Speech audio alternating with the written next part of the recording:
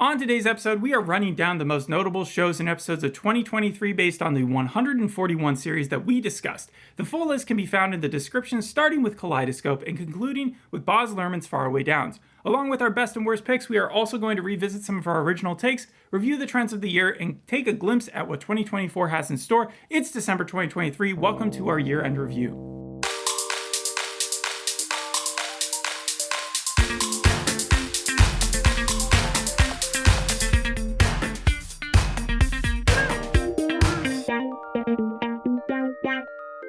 For the last month, I've been watching so many shows that I said I was going to for the podcast. I realized I hadn't done so. You procrastinated. Yep. So at the beginning of November, I put them all onto this wheel on the internet, made it spin, and then whatever it landed on, I would watch an episode. A random generator? Yes. And then it spit them out. And how many did you end up finishing? I only like Goosebumps, The Continental, and Clone High. That 90s show I had finished prior to it. I had just kind of skipped through the whole season. And none of that includes when in the 141 series that we discussed, there were a bunch of those that you actually had to finish the seasons too. Yes, I'm talking about the ones that I said in the your podcast. Own time. Yes, that I said I was going to finish. Did any of them end up placing in these in your 10 that you picked for either the series or episodes? Yes. That's true? Okay. All right. Well, where do you want to even start off this year? Let's start with best episodes. Best episodes of the year. I'm pretty sure that there are a lot of people out there listening and wondering what we thought the best episodes were. Because what I tried to do was not go with the cliche. I didn't want to go with what every other reviewer said. But at the same time, I wanted to stay consistent. So should we mention the difference between the episodes and the series? Because best episodes mean that it was just for that episode was great. But series... not necessarily something you would recommend. Exactly. In fact, I'm pretty sure 4 out of 5,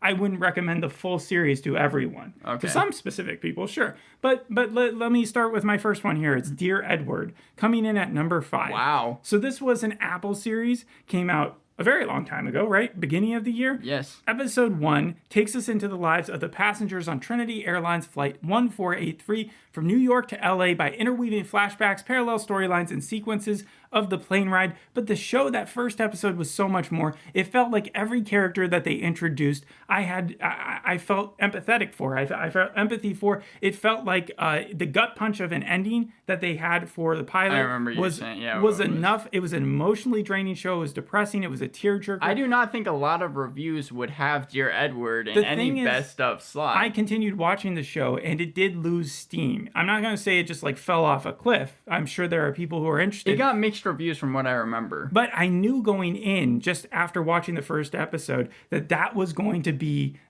usually what they would wait for the climax of the series or the 13th episode to do. You like the penultimate episode to show you what happened, I understand. Yeah, it's like the most drama happened in the first episode, and then the what would you call it? The ramifications of what happened then spread out throughout the rest of the series. So of course it was going to lose that steam. But the first episode is due a watch. It's one of the best episodes of 2023 by far. So my number 5 is Moving, and this is the only show that I didn't do this for, but I did not put a plot summary for it because I think that is best if you go into this show, the pilot. You can at least say it's a Korean show on Disney Plus. It is a must for superhero fans, but know as little as possible. And if you need any more reason to watch it, Rolling Stones called it the best superhero show on television. Variety said it was the next breakout hit from Asia, and it had the biggest premiere from Disney Plus, and it is well deserved. Also stars a ton of huge names in Korea. It is so over the top, but it's also funny, and it even has that high school dynamic that I really enjoy. I know you saw the first episode too. Yeah, but it also has the thing that what is it? Korean cliches that are fun to watch, like piggyback rides,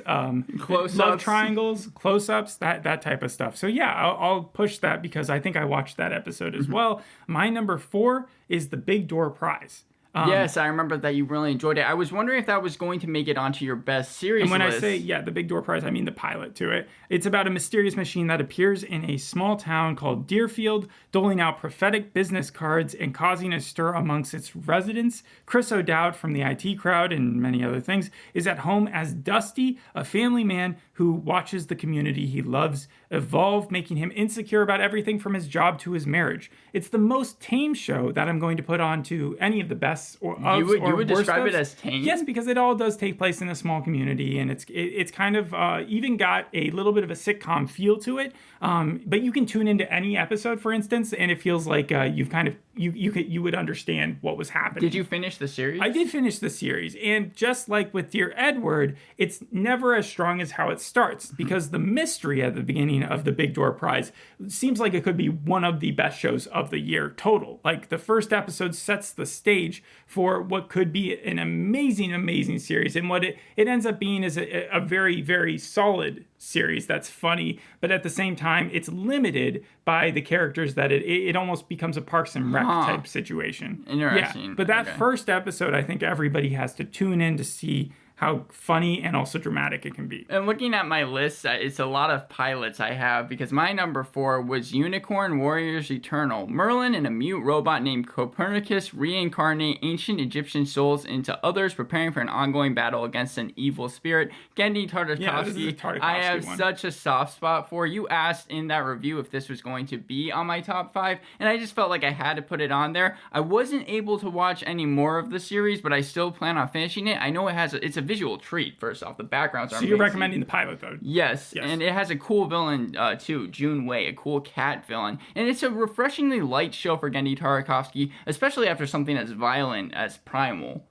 So that was my number 4. All right, my number 3 is a fantasy adventure. It's based off a manga series. It's one that you're probably familiar with, One Piece, the pilot. The funny thing is, this is the only show on this list that I will willingly not go back to watch more episodes of, and Why? I think I even said that during the podcast. Yeah, you did. It was because, not that I didn't very much enjoy this episode, it's on my top list here, but just I know how strong this series is in anime. I know that the television show has gone on for years upon years, the manga even longer than that, and I don't even want to jump into that. Like, it just feels overwhelming already. And they did get the showrunner who did the manga and anime to do this. Yeah. That's cool. It left me with the tone of like the Dungeons and Dragons Honor Amongst Thieves, though. That's the reason I liked it, because you saw the formation of the Straw Hat Pirates, which is the group that I guess go around finding treasure and beat up bad guys. And the main character, Monkey D. Luffy, he has the ability to like throw out his arms really far, and because he ate a gum fruit,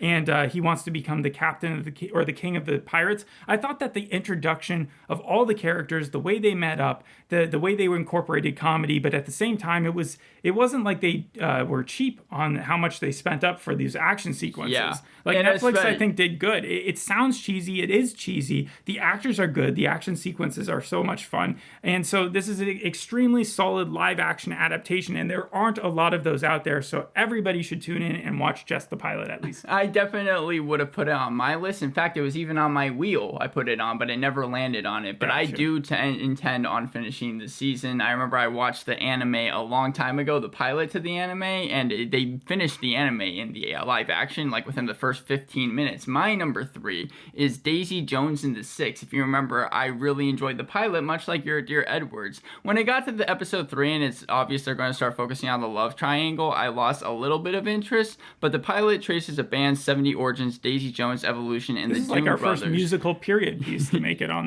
this list. Yep, journey trying to pursue fame in Los Angeles. It's filled with catchy songs. Susie Q, like I said before, it's on my Spotify, and I keep listening to it. It has great acting, and it's very reminiscent for any person who had friends such as I did in college who tried to start a band. Whenever they're talking about people leaving or them trying to get gigs, it's like it was almost like I was watching that on screen, and I could just connect it right to them. I like how we're diversifying. I've put a couple Apple shows on there. I stuck a Netflix one. You've gone in the opposite direction with Disney and and Prime just now. And I think Daisy Jones and the Six, it was either a miniseries or it hasn't been picked up for other seasons. I think they said there's a possibility, but it's very low that it gets season 2. Yeah, and Dear Edward was also a miniseries. But other than that, I think everything else that we've discussed is going to get more seasons if it wants and it. I'm glad, because Unicorn Warriors Eternal, I think Genndy Tartakovsky was working on that for like 17 years or something. It's a really long time. Yeah, but he's still working on Primal too, right? So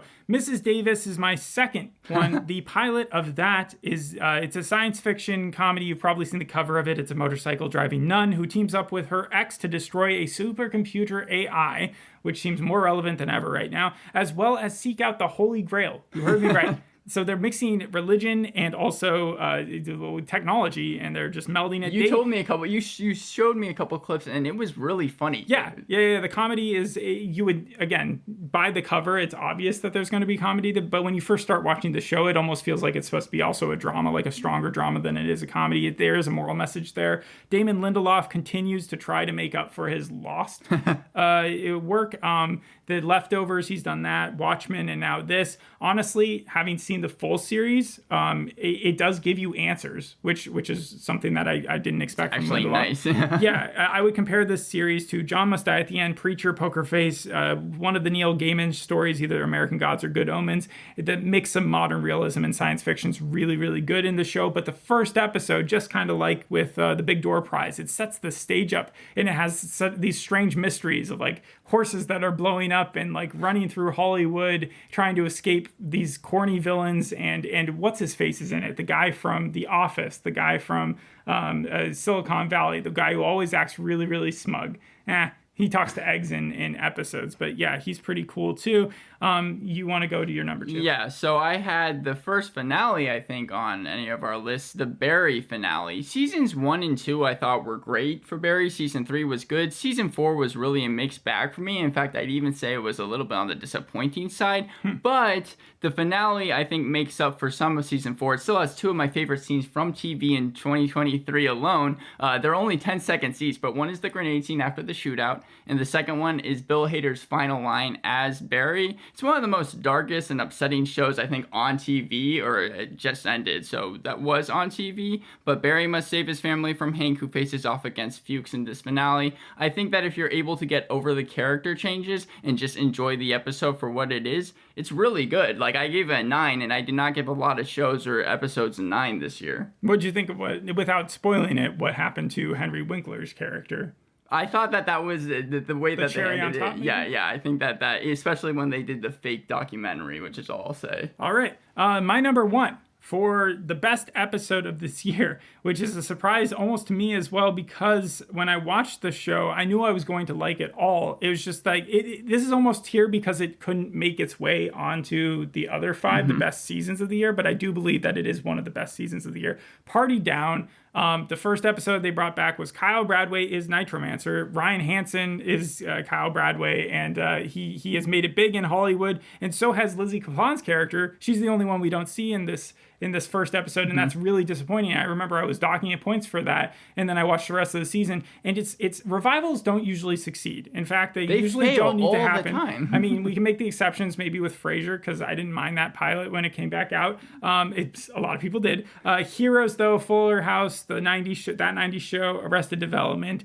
Sometimes exceptions prove the rule, and I think Party Down is that exception, yes, because all the favorites are back except for Lizzie Kaplan, and it picks up right where it left off just 10 years later. And that seems almost impossible. It's like what they want The Office to do. I feel like everybody's begging them to bring back The Office, but they don't realize that by the end of The Office, it wasn't itself. When they left Party Down, it was still in its second season, right? Yeah. So like bringing it back for a third season actually worked to its advantage. And I think that Adam Scott, like keeping him as the center focus, even though they incorporated new characters, it worked to its advantage. And I think that pilot, if you're at all interested and you're thinking, well, I didn't want to go back into it because I've already been burnt with things like Arrested Development, well, turn that opinion around and just go check it out, because it's a lot of fun. So my number 1 is a surprise. It's as well. It's so much a surprise. I gave it my biggest surprise, which is 1 out of my 5 awards, because I watched the first season of the show a long time ago, knew it had a fan base, didn't really think much of it, and then I had to watch the full season, and the first episode I still didn't really like. Second episode I enjoyed, and then the finale hit out of the park. Endeavour, the finale. I thought you were going to say Deadlock. Evans.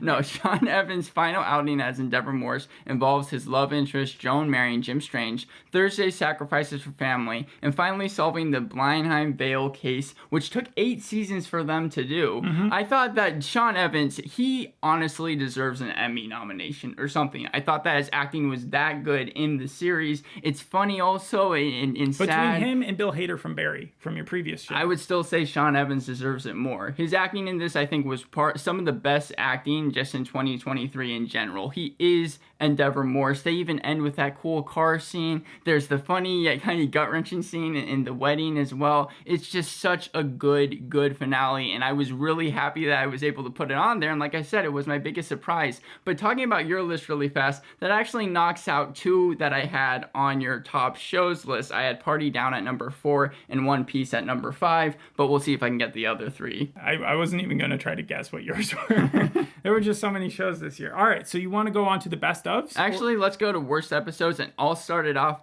Fatal Attraction, the pilot. I, full disclosure, did not remember 95% of this series. I had to go back and listen to our podcast because of how forgettable it was, which is really saying something because I had to watch 3-hour-long episodes of the show. It's 15 years post Alex Forrest's murder. Dan Gallagher seeks reconciliation with his daughter Ellen, driven by a past career setback with a woman named Alex. It wasn't even, it had a Remember chance. the 2 stars, though. Yes, it had a chance of being off this list, but because Lizzie Kaplan couldn't do season 3 of Party Down, I decided to put it on there anyways. This is a spiteful one, yeah. Yes, because the show, it tried to do kind of the True Detective where they're showing you before and after the crime, and I remember that time thing, it just didn't work. Overall, it's dull. Why were they trying to bring back a movie that like was okay 35 years ago and try to give the person who's just supposed to be crazy, Glenn Close is only crazy as Alex in that movie, they're trying to give her more of a purpose? It did not work. It did not vibe well with me, and like I said, I do not remember a lot of it. They had the cast. Yes, and Lizzie Kaplan,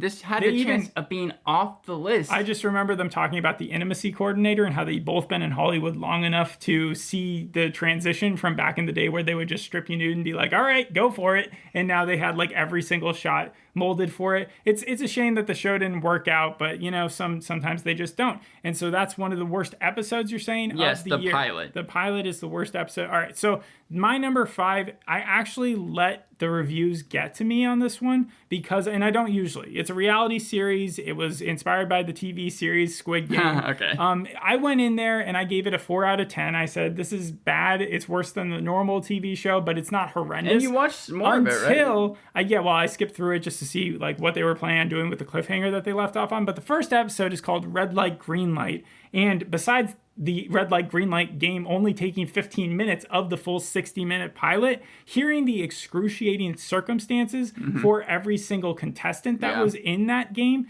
it feels like it's only, like, at least for them, one of the worst episodes of television, not only for this year, but ever made. The fact that they would put these people, these innocent people, through such grueling conditions. The allegations are just terrible, and I can't imagine Netflix doing specifically season 2. for that game. So I'm putting that first episode up there. At the same time, they were all competing, I think, for the biggest reward in all of history. All of TV show competition history. I think it was like $4.56 million cash prize. But yeah, number 5 goes to Squid Game, The Challenge, the pilot. So my number 4, I feel really, really bad about because I do not think that the show is one of the worst series of 2023. Also, the creator talked to us and helped us a little bit with this podcast, but Captain Fall, episode 4, I think it was already Boner canceled. Medicine. Yeah. It was canceled. Yeah. A couple of visits to swingers club takes an unexpected turn when the wife becomes the center of attention. I don't use this word a lot but I think it really does apply here. It's triggering, this show, because I mean, it didn't have anything to do with the episode, and the moment that David Swimmer's character, who plays the husband who goes to the masquerade party this night, opens the door, and then the wife is having sex with like 5 guys, and you see it all animated, I just couldn't get past how gross and disgusting it was, and it didn't have any like effect. There was no type of tie-in to the rest of the series, and I had to watch the whole show. I say it in the episode, I really, really did not enjoy it. It just makes me think, you got way worse television this year than I did. Well, I got way better television. So it was harder for me to come up with my best of list, and I assume it was harder for you to come up with your worst of list. Yeah. All right. Number 4 for me is a teen superhero series that premiered in March. It's already been canceled. It was on the CW. It's called Gotham Knights. We actually did the episode that we're talking about in April. That was the 5th episode, More Money, More Problems. I gave it at the time. I was trying to take into account that it was produced on a budget, that it was one of the worst DC shows, so I had the lowest expectation for it, so I tried to give it an average review, and I did find it funny how bad the show was. But if you're just looking at the plot, so Bruce Wayne is dead, and now there's a plucky group of Gotham Academy students led by the Dark Knight's son himself. They're out to clear their names and pick up the mantle because they've been, the City of Owls? Or the Court of Owls. The Court of Owls, which you were familiar The Court of Owls is such a cool villain. They just should have made them actually in the series. I remember you said they only mentioned them in the episode. They mentioned them in the episode despite putting them in the synopsis, and instead the episode is about the Dylan McKillen family, where our group of heroes have to go in while the Dylan McKillen family is at church and steal their money. And then they do that, and then they're able to put it in the back of their car, but then they end up having to give it away by the end of the episode. I don't mind spoiling this one. It was pure trash, but like, I guess if you just want to turn your brain completely off and have it on in the background, then it's all right. I would consider this episode one of the worst ones I had to watch all year, though. So I wonder what your 1 and 2 are going to be. My number 3 was on my worst series list originally, and then it got knocked off just because of how bad the other series were. But the Ark pilot, How Will People Survive on a Spaceship, knocked off course. Guess what? Ark has already been renewed for another season. If your show, okay. Yes, if your show, it has. If your show doesn't have a budget, don't set it in space. This was the most polarized show. I remember doing the review and being so happy because a lot of people love it. By the end, they even the reviewers were saying, you may dislike the first few episodes, I but don't it just gets dislike. good. I don't just dislike the pilot. Yeah. The beginning is supposed to be all these people having to rush in because the spaceship is getting torn in half, and it looked like the most high-budget high school film ever made. Mm-hmm. Pick anything: the acting, the awful lighting, the cheesy action, the dramatic moments that come across as laughable. This show was awful. I can't believe it's been renewed for season 2. Again, it got better. Even the reviews at the time said it. You should have added it to your little wheel there because I think you would have ended up liking it. But they even try to make biggest turnaround. They try to make the main character and make you think that she's evil because she kills someone. And it's like, no, the main character didn't do it. It's pretty obvious that this mystery is leading you down the wrong path. I hated this show. I do remember you disliked it at the time that we did it too. Yeah, Transatlantic comes in as my number 3. The Hiding Hand Principle, I think that's the pilot. This show came out in April on Netflix, and there's a lot of great World War II series that come out every single year. Like you said, Masters of the Air is coming out next month. January. A Small Light, which came out and was talking about Meep, who held Anne Frank's diary. Yep. And then there was All the Light That We Cannot See, which came out, and that was more of a differentiated opinion. But I liked it. This miniseries, though, Transatlantic, I was not a fan of. It's bland, it's overly cheery, too polished, lack of grittiness. There's questionable logic by all the characters. It tries to be too much. It wants to be a romance, a heist TV show, a tragedy, and a war TV show you all gave it in one. 3.5 out of 10, and I did not even remember you rated it that low. It was such a waste of talent because you had Corey Stoll and Gillian Jacobs, but Gillian Jacobs played a very annoying character where she had the smug attitude of someone who could just go into a Nazi precinct who has arrested a bunch of Jews ready to like send them off to have them killed and just think that she can pay her way out of it. And she doesn't get like in trouble for that. She literally is able to actually pay some of them out. Mm-hmm. And it is based on true events, but I feel like they took a very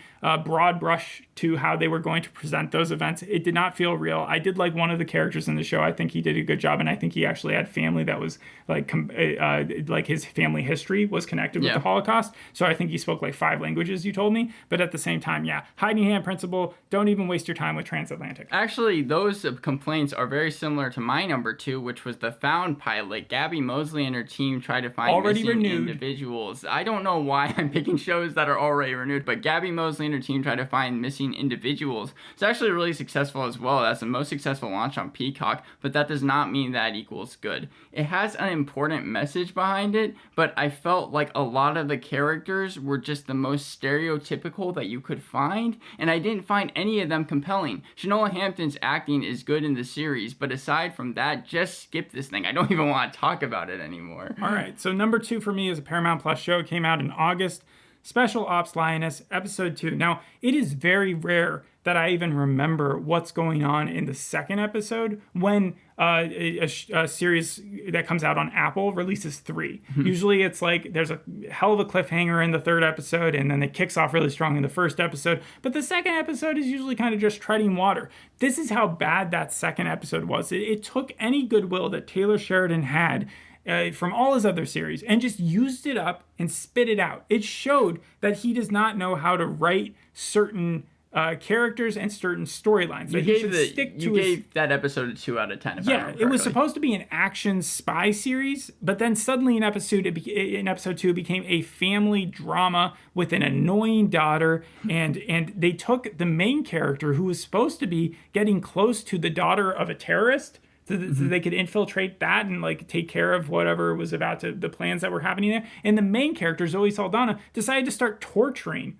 her asset, and then started beating her up to the point where for the rest of the series, the terrorist daughter, the one that she was making friends with, is like very confused and feeling bad for her friend who suddenly is appearing with welts on her face and stuff. It made no sense. It's crazy how bad it was compared to episode 1, which at least had its pilotitis problems, but was not nearly as bad. Destroyed all the credibility, the premise of the show, and somehow managed to incense and bore me at the same time.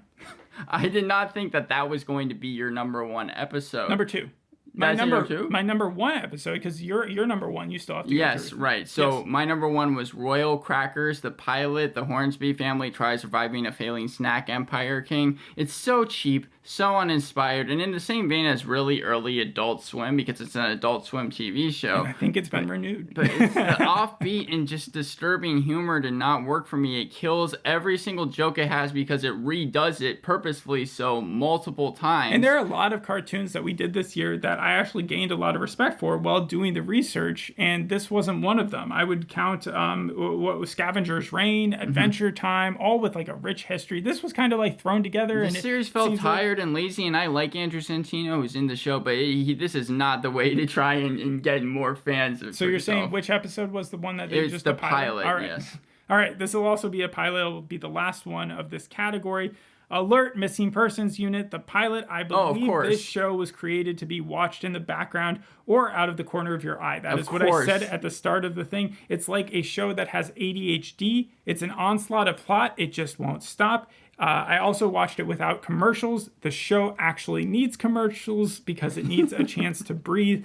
This is a police procedural co-created by Jamie Foxx, who I think you said at the time got the idea because he couldn't find his daughter one day. Yeah. And so he decided to write an entire pilot about it. And so the Philadelphia, this is the plot of the first episode, is that the Philadelphia Missing Persons Unit leads the investigation on an international terrorist attack. I remember you talking about that. Not the CIA, FBI, NSA, DHS. No, this local city kidnap branch decides to take this one. It wouldn't even be something like California, which would be like, probably has the most population. It's just Philadelphia. This pilot was so bad that it came out with 2 episodes, and we usually always do both episodes if they come out together to start off a series. Couldn't even make it past that first one. It was just putrid nonsense. Don't waste your time. Worst episode of the year. Okay, so now I think it's best if we go to the worst series, and since I started off the worst episodes, I'll let you take number 5. This was actually kind of tough for me because I didn't have that many bad series to look over. And a lot of the ones that I wanted to talk about, I couldn't because we either hadn't reviewed them, The Idol, for instance. Yes, we were going to do The Idol, and then you kept on doing, you did information for it, and you were like, no. And then also things like Secret Invasion, and then I realized that was your show because I just ended up having to watch it. Number 5 for me is Kaleidoscope. This is an experiment that failed. The first Netflix. one that we did. It's the first show that we did. All 8 episodes are supposed to be watched out of order, except for the last one. And the only way they were able to do that was to make this show, dumb it down to the stereotypical basic B-movie content, constant jazzy music in the background, vague pseudo-intellectual narration happening. And so it just, even with Giancarlo Esposito, he's usually great in everything he's in. He's usually in better things. But not this. And so I would say as a whole, because this is supposed to be watched in any specific order that you you wanted to. Just bad. No, Kaleidoscope 5. Number 5 for me was Ahsoka. It follows Ahsoka as she tries to fight the Dark Jedis. Yes, I know that this is low, and I have seen more episodes since. And the episode that I ended off on does make the potential for the show better, but it's so hard to go for Ahsoka when she has no emotions. I know she's supposed to be a Jedi and they're supposed to be calm, but Rosario Dawson, just her face is the same throughout the full hour. And then Sabine acts like an angsty teen throughout the entire series. It seems like Sabine. She is my least favorite character by far, and the villains aren't even that threatening, and it's strangely kind of small for a Star Wars series. Say what you want about Andor and The Mandalorian, I like both those series, but they're big shows. Here, the villains just stay on an island for a good couple of episodes before they finally start attacking, and even then, it's not that good. So I know that Ahsoka has like a 7.6 and that it has a fan base, but I really did not enjoy it. I know for sure it's been greenlit for another season. All right, now my number 4 also probably has a polarizing opinion, so maybe we're in the same boat here, but it's Citadel, that Prime series. The expectation is what caused it to be here. The expectation was it was supposed to be the most or the second most like expensive show ever made. I think number 1. You had The Last of Us plus the last season of Game of Thrones plus the last season of Westworld. Combine those budgets, it's still not as much as what Citadel got. And yet the best, let's just say it this way. It's a spy thriller led by Robert Madden and Priyanka Chopra Jonas, playing 2 special agent ex-lovers whose agency gets them purged.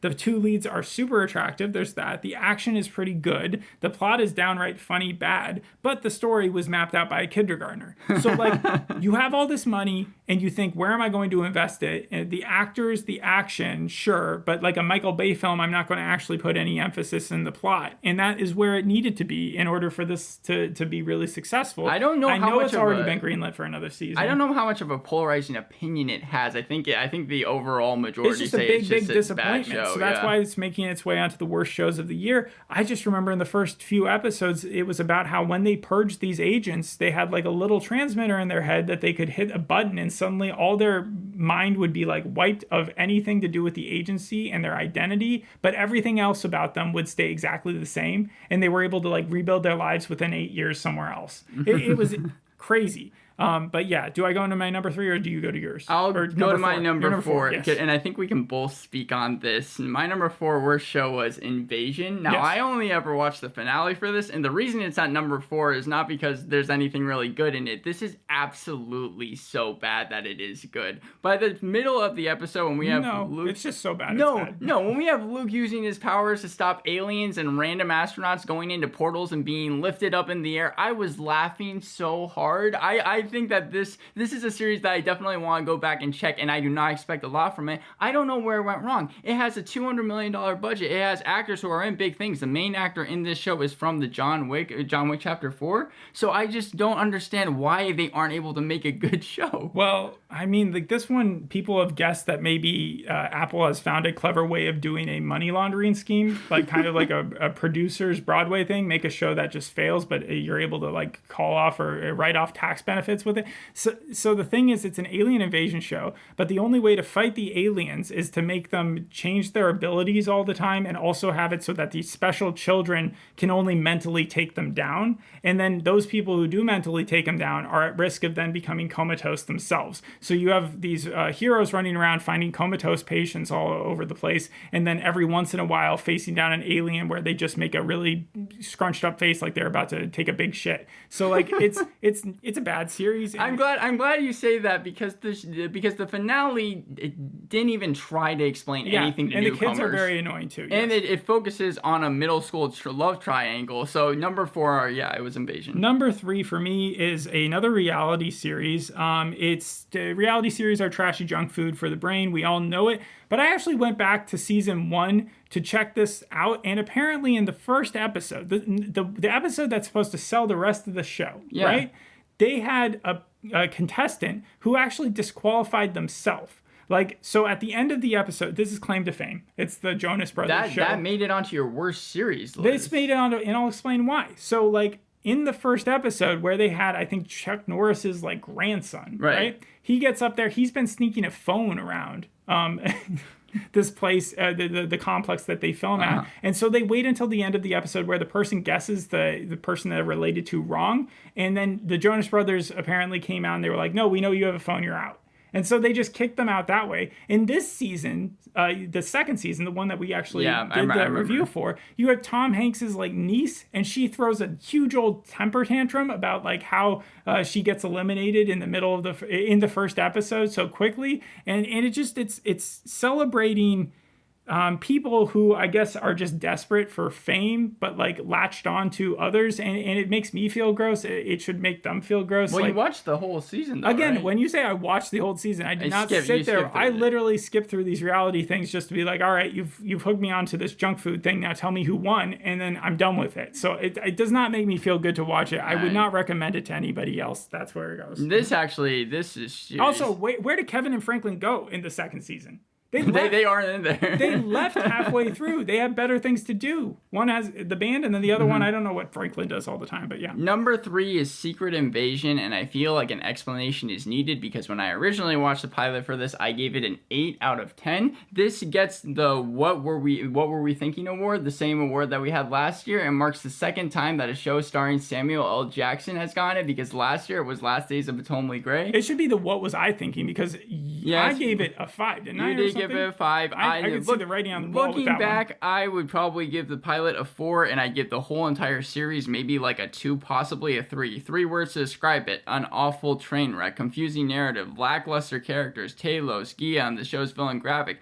They're all so uninspired, unthreatening. What more is there to say about this? It has a 5.9 on IMDb. It was a waste of $212 million from Marvel. I think I gave it an 8 because I was really hoping that Marvel was going to be able to find its footing, because I, like most people, think that after phase 3 it really has not been able to have a hit, except for maybe Spider-Man No Way Home. But Secret Invasion wasn't the way to do it, and they were so lazy that they couldn't even make an intro. They had to get AI to do it. So yeah, number 3, definitely. I didn't have a problem with the AI. I still don't. I remember when it first came out, that was the one thing I was like, oh, the intro actually looks kind of cool. Like I don't. No, it didn't. I Look, disagree with you. The EU just came out with something about AI and how they just put down like limitations on it and stuff. So I'm not as concerned about it. But Apple's TV horror, The Changeling, comes in at number 2 for my worst shows of 2023. It's predictable. It's repetitive horror. I came in there being hopeful that it was going to be some weird remake of like the Angelina Jolie movie or the classic Changeling story. You had Lakeith Stanfield there, but then you had all these moments, these uncomfortable moments where they would draw them out, and then they had these dumb decisions by the characters. But the real moment that stood out and lost me was in the crowded bookstore. I don't even remember which episode it was, but that you have our 2 protagonists there, one played by Lakeith Stanfield, the other one by Malcolm Barrett, and they're supposed to be friends, and we're supposed to side with them throughout this story. We're supposed to feel bad that his wife is going insane, right? And he's holding his baby there, and the baby needs a diaper changed, right? Yeah. And they're in this crowded bookstore, and he sits right down there in the middle of it, and he starts changing the baby's diaper, and whatever. Like, that's, you got to do what you got to do as a parent. That's, I think, what he says in the show, if I remember correctly. This scene is stapled so much in my head. He replaces the diaper. He picks up the baby again. He hands it to his friend, again played by Malcolm Barrett. Malcolm Barrett looks around his shoulders, can't see where to put the thing, doesn't see a trash can. He picks up a couple of the books in this bookstore, and then he just puts it right in between the books and then just slams it. Like, he just puts it right in there for anybody else to find. Now, this is a crowded bookstore. It's probably run by like a mom and pop organization. These people, their jobs, Lakeith Stanfield's job in this show, I don't know his character's name, but it was to like prepare books, like to find old ones and like preserve them and stuff. So he should have a healthy respect for it. If this was Angie Tribeca and they did something like that, the way they passed it off was, I think, he shoved the diaper in there and he was like, oh, John Grisham, right? And then he like, well, yeah, that would be a funny joke for one of those like really dumb, I would laugh at it if it was in Medical Police or something like that. But it wasn't. It was supposed to be played as a drama. It was supposed to be for real, and that kind of sucks. So yeah, I hate the series. Number 2, Cannes Confidential. Camille and Harry investigate murders in Ramsey and Cannes, France. Cannes? I don't remember. It doesn't matter. I didn't even know that I had watched the finale until we were actually shooting the podcast, and you were like, yeah, you watched the final episode because of how little goes on. It's the only show ever where I think in episode 5, they're investigating a disappearance that happened at a seance for 20 minutes, and then there's like a random 10-minute intersection where they have Camille, she's speaking to Leia, and they need to make it seem like she gets killed because they know that there's going to be a shooter someplace. So then they end up doing this thing for 10 minutes where Leia gets shot, but she's wearing a bulletproof vest, and then they go back to the seance 10 minutes later, and they don't even address the past 10 minutes of Leia having to get shot for whatever reason. I couldn't understand what the main characters were even saying, but it didn't matter that much because Camille's accent was so heavy. The show, I know you said, came out... Is she the lady who then named her kid after, like, Anakin Skywalker or something? I think that was the fact that I remember from that episode. I know that you said that the show was supposed to come out in 2021, but that makes, since it came out in 2023, the reference is so outdated. Yeah. And once again, their kiss comes out of nowhere. There was no sense of Camille and Leia ever having any type of romantic interest until just suddenly it ended up happening at the very end of the episode. So that's not on your wheel of stuff to go back to? Absolutely not. All right, so this is a show. It was written by people who don't know what they're talking about, but who like to think they do. It's about a flight that takes off in Dubai, which is scheduled to land 6 hours later in London, but gets seized by a bunch of terrorists. I didn't have to watch more than one episode to know where this thing is headed, and that is straight to the ground, as the name would put it, because it's hijack. It's Idris Elba's, he's the main character there, Apple's show. I should have known, because I remember when we were doing this podcast how much you despised it. It just didn't make any sense. The ground control it was completely oblivious to any sort of warning that was coming, and they had a few of them. Passenger etiquette was infuriating, even though we were supposed to be siding with these guys. The terrorists being stupid, leaving bullets around to be found before they had even like taken over the plane. No one using their cell phones at any point to alert anybody or saying like, we're getting hijacked. The main character kissing ass for like the entire first 60 minutes, just trying to become one of the terrorists. And it was very convenient that there were no marshals on the plane. So like, yeah, that was just your biggest problem, it seemed like, was when they opened up the doors. Because... And then the pilot themselves, of course, yes. Yes, that opening up the doors for the terrorists. Yep. Wow. That's like rule number 1. That was the worst show for me of the year. No one should watch it. I think it's probably gonna get like 3 more seasons. You know what mine is. Yes, you know what it is. No, what is it? It's okay. It's Velma.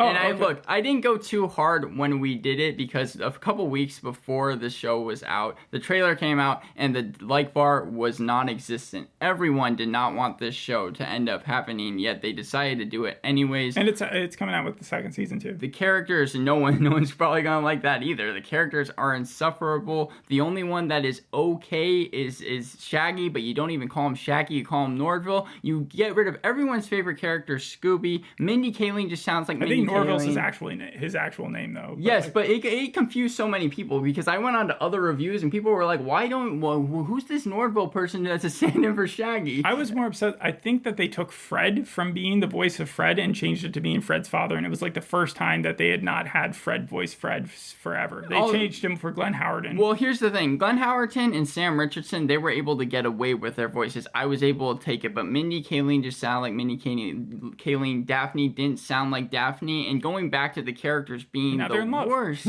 I mean, you want to talk about a show that really decided to put their 2 romantic leads in there for no reason. That just didn't make any sense to me. But Velma, you hate her. She is so bitchy. She's so complaining. There's nothing redeemable about her. I remember it was like the end of the first episode where Nordville is professing his love for her. I think it's Norville. Norville, right? Whatever. He's like NordVPN. He's professing his love for her, and she's like laughing the whole time, thinking it was a joke, and then they just make Fred the dumb jock. Oh, I hated this show so much. Number 1, absolutely, for sure. All right, so you want to jump to our best ofs then? Yes. All right, I mean like the best seasons of the entire year. Best shows. And my number 5 was The Fall of the House of Usher. It depicts the decline of the Usher family and the unraveling of their morals and mysterious secrets. I haven't watched another episode past the pilot. I watched all of them. But I know that you watched the whole series. Yeah, Mike Flanagan. It has tight direction from Mike Flanagan, easy to hate characters, but it really works for this. The mysteries are so intriguing to watch. It's actually a lot funnier than Mike Flanagan's previous shows.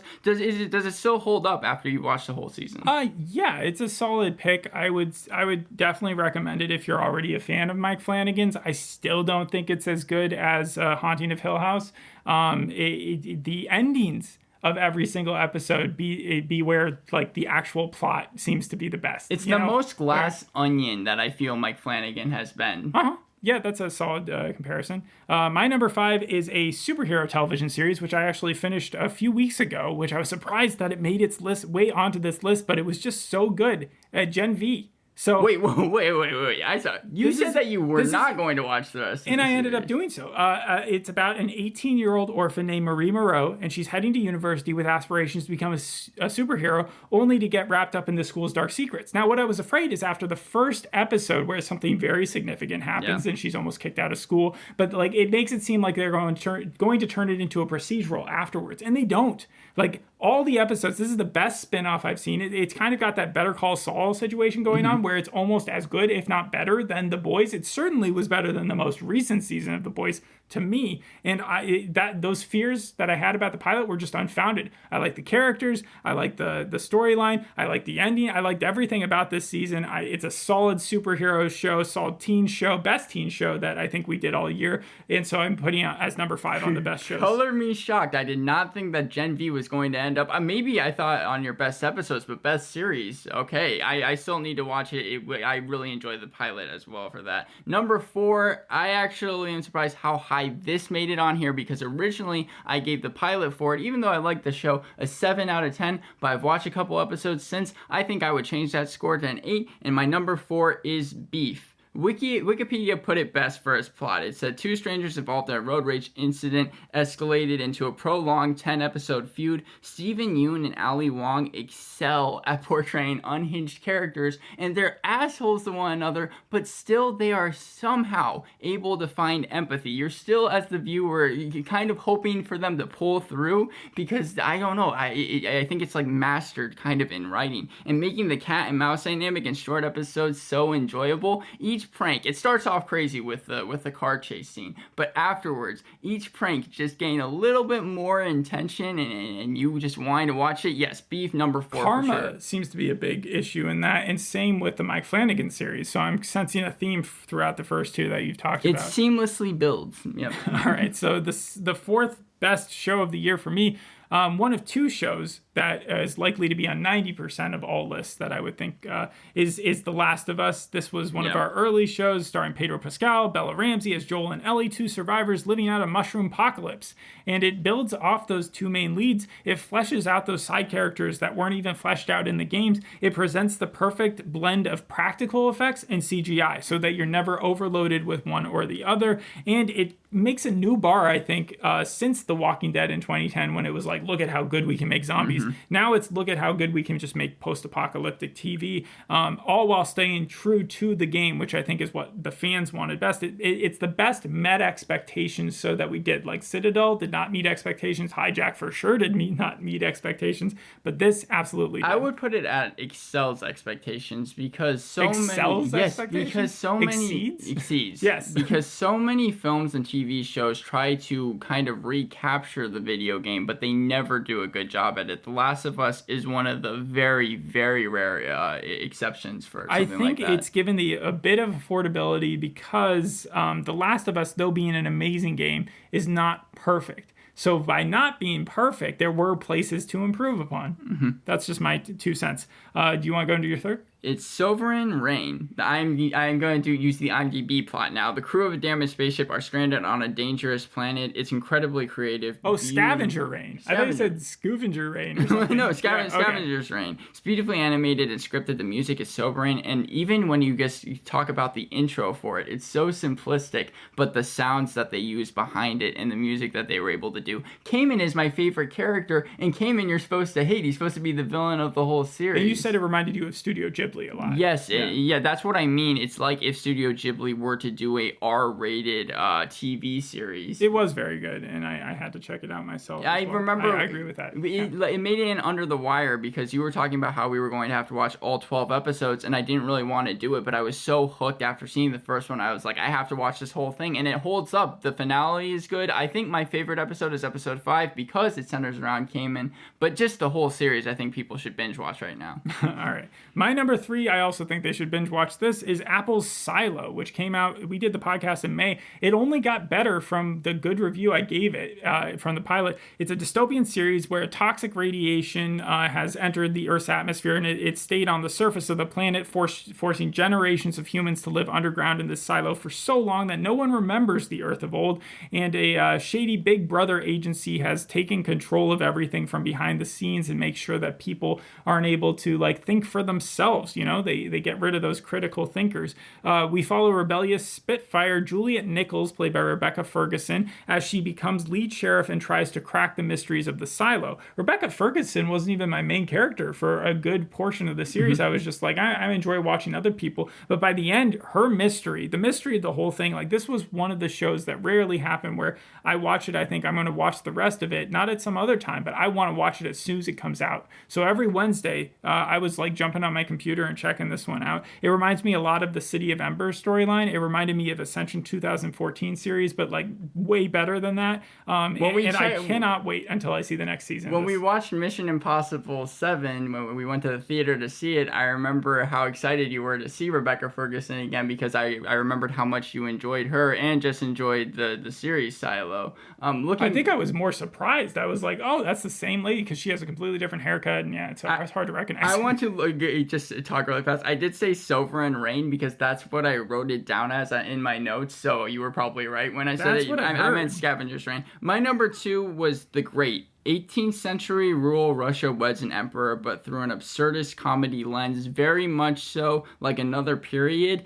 Even the previously, with how much crazy but funny stuff was going on, I want to check out throughout the whole series. You can bet that I had this on my wheel. You're talking about The Great, right? Yeah. Yeah, it got canceled, though. What? Yeah. I didn't even know that till now. Oh, it was so gleefully over the top and very silly, but never boring, and it was like a 50-minute comedy. That makes me so sad to hear. And even in the episode that I watched, there was that surprising twist that I know was kind of polarizing, but that makes me so sad because it's my number 2 in terms of best shows overall. Yeah, I'm sorry. Sorry to have to break the bad news, but my show, my number 2 has also ended, but this one concluded on its own terms. It's Happy Valley, kind of like with Endeavour, where you had a detective show that was British that you didn't expect to be as taken by as when I watched Happy Valley season 3. I think I'd seen the first season, and I didn't remember it being quite as important. It kind of was just there in the back of my head. It always had critical acclaim. This is the final chapter of Sergeant Catherine Kaywood's career in law enforcement. The third series plays out like a good crime novel.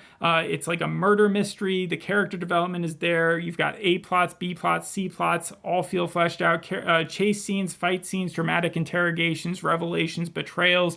The season specifically went after the relationship with her arch nemesis, felon Tommy Lee Royce, who also happens to be the father of her grandchild. And with bodies stacking up, the family in danger, there's this final showdown with these two incredible leads. I think it's the best foreign drama of the year, the best cop show, and it's the most surprising because every scene that they had just a discussion between people, which could normally be boring, felt like it had an emotional punch, that it had merit. And the other thing is that it shows that you don't necessarily need to have the Apple budget. You don't need to have this insane amount of money thrown at a TV show to make one that is just so good. They waited 9 years to finish off the series, and that was intentional. I still cannot get over that fact. And is it James Norton, the person that plays the villain? I remember I said in that I had just recently seen a movie at a film festival with him, and I think so much more of him now because he's in that film. He was really good. It was Nowhere Special. But so my number 1 of the year. Should I go into it? Okay. This also gets my Best Animated Series award. Did not think it was going to be there, but number 1, Fiona and Cake.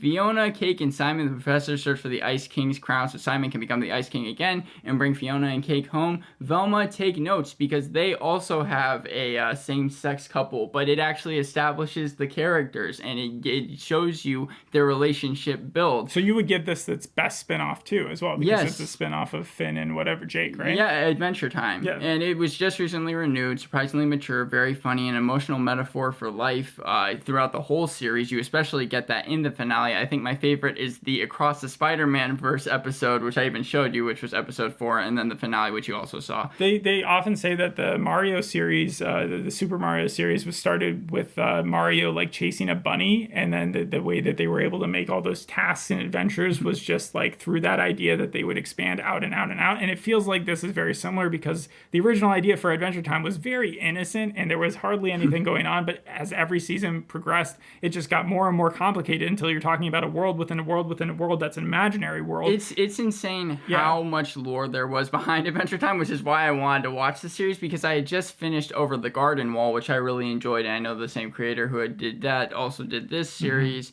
But yeah, great pacing, great animation. I adore the series, and I can't wait for season 2. That's a good pick for number 1. For number 1 for me, all you would have had to have done is listen to the episode when we did this, because it's the only show that I gave a 10 out of 10 to. Yeah, it was obvious. Yeah, Succession, probably on the top list for a lot of, not just because the season... Not every episode was like the best episode of the world, but they had multiple episodes that I would consider some of the best episodes of TV that I've seen in like a decade. Yes, Connor's Wedding is one that comes to mind for me, but also the finale, that actually got my favorite episode. And then there's another one that you can't say the title to without ruining something, but this is a satirical comedy drama which centers around the Roy family, the owners of a global media and entertainment conglomerate, Waystar Royco, and their fight to control the company amidst uncertainty about the health of their father. This season brought in everyone, it felt like, from previous seasons, maybe besides Adrian Brody, but maybe he was in there too. I don't think Skarsgård, as Lucas Matson, played a good villain and to bounce off. How good was he? Alexander Skarsgård, really, I mean, I knew that I liked him already, but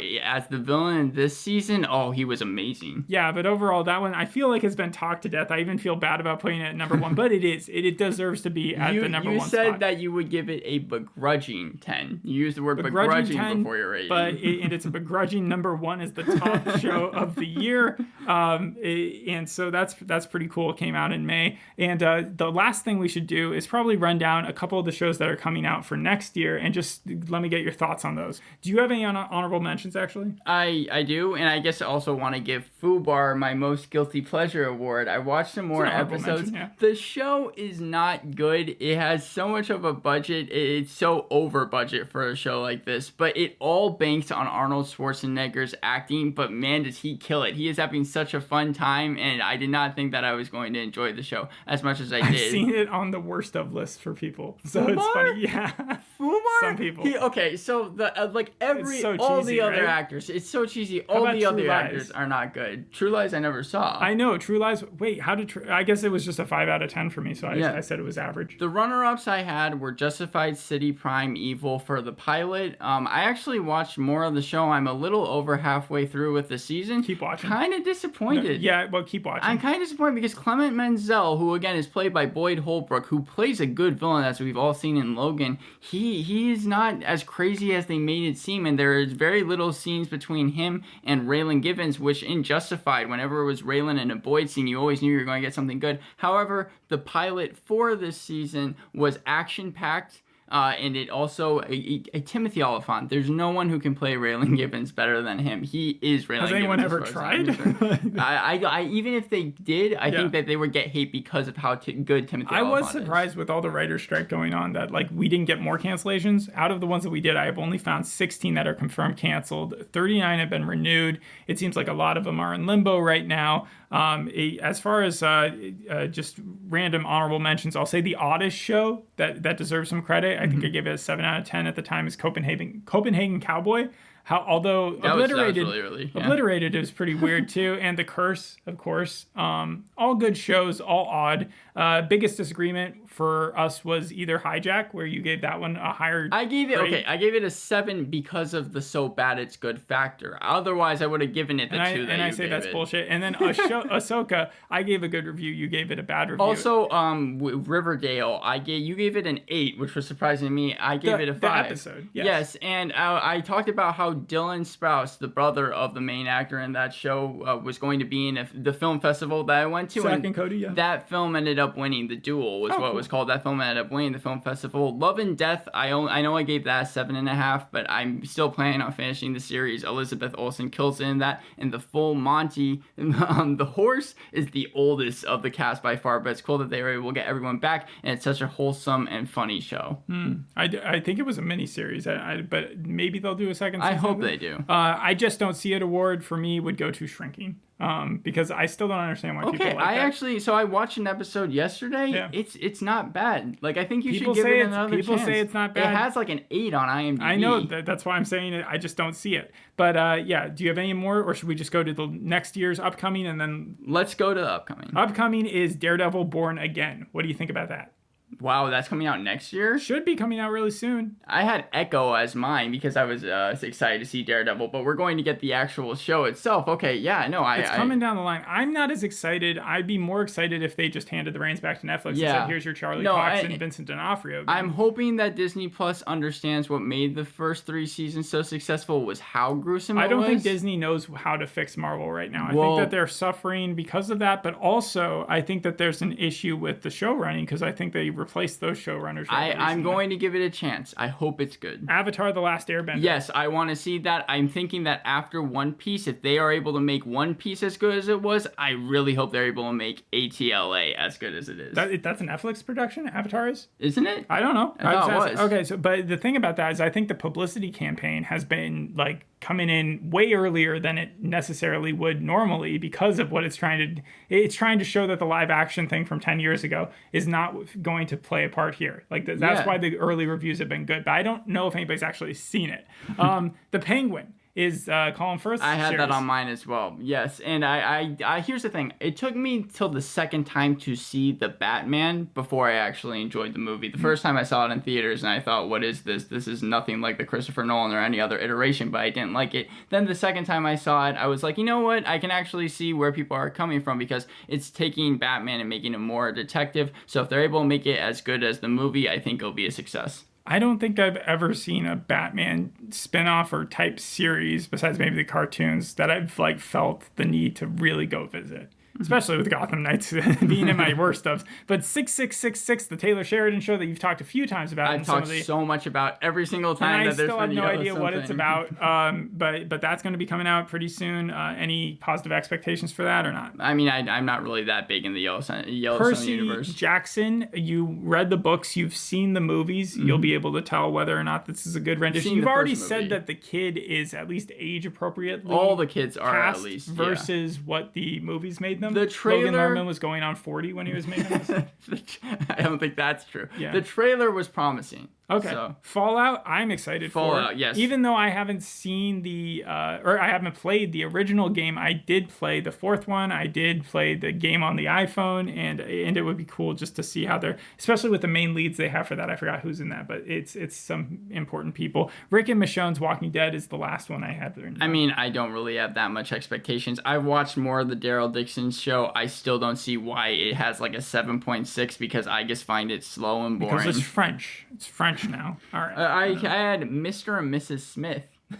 Yeah, the Donald Glover one? I'm not sure. I think so. They're making that, next year. And then also Masters of Air was the only ones that you mentioned that I... And then Shogun, of course. But there's some reasons to look ahead and think that that's going to be good. Again, the writer's strike did not affect it in the same way that the 2008 world was affected. I think those TV shows did not get killed off in the same way. And I will end this by saying my favorite film of 2023, just because I thought I would throw that in there, was The Holdovers. Paul Giamatti does a great job acting, but it's really Dominic Sessa, the newcomer in his first film, who takes the reins. His acting is incredible, and just the story itself is so heartwarming and sad and funny. It has all types of different emotions, and it was my favorite movie. I feel like in the description box, we should just put what the top 5, bottom 5 of each one were so that people can go back and check that out so they won't have to listen to the whole thing. But we'll put it on far enough under so that people won't ruin it when they're just reading the description. All right. Sounds good. Thanks for listening. We'll see you on the next episode, and we'll see you next year. Bye. Bye.